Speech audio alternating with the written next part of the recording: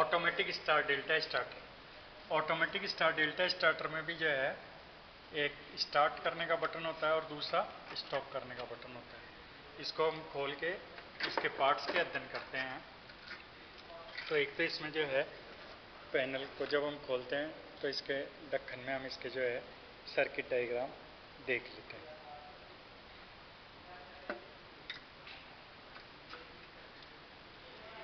Star delta starter में 3 contactor होते हैं, एक, दूसरा और तीसरा, 3 कॉन्टेक्टर होते हैं। इस कॉन्टेक्टर के इनपुट टर्मिनल जो है वो उसके तीनों टर्मिनल शॉर्ट किए हुए हैं। तो ये स्टार कनेक्शन के लिए है और ये डेल्टा कनेक्शन के लिए दूसरा कॉन्टेक्टर डेल्टा कनेक्शन के लिए है, स्टार के लिए, डेल्टा के लिए, और ये मेन कॉन्टैक्ट कहलाता है।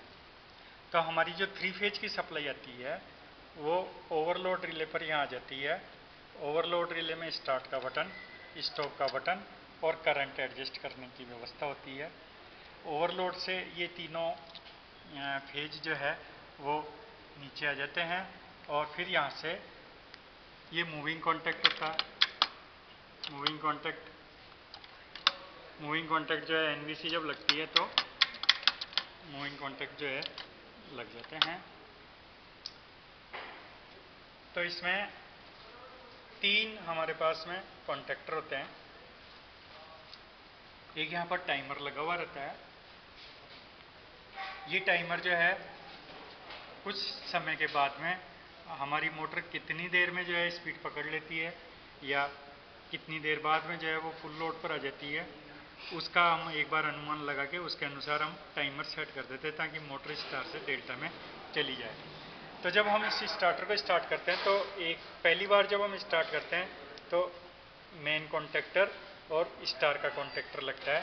तो मेन कॉन्टैक्टर लगने से हमारी मोटर को 3 फेज मिल जाते हैं यहाँ से, और दूसरे जो टर्मिनल है मोटर के 6 टर्मिनल होते हैं, 3 तो ये रहे, 3 ये रहे। तो ये 3 टर्मिनल जो है वो यहाँ के आपस में जुड़ जाते हैं स्टार में।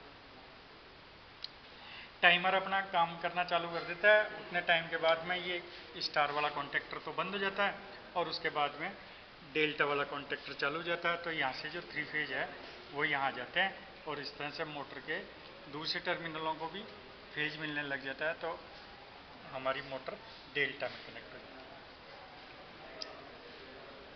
कनेक्शन डायग्राम दिया हुआ रहता है इसमें, जैसे यहाँ दे रखा है कि यहाँ से 3 फेज आप लोगे और मोटर के जो 6 टर्मिनल हैं वो A2, B2, C2 और यहाँ पर दिया हुआ है C2, C1, A1, B1 और ये जो है स्टार के कनेक्शन। तो इसे हम स्टार डेल्टा स्टार्टर कहते हैं, ऑटोमेटिक स्टार डेल्टा स्टार्टर बोलते हैं।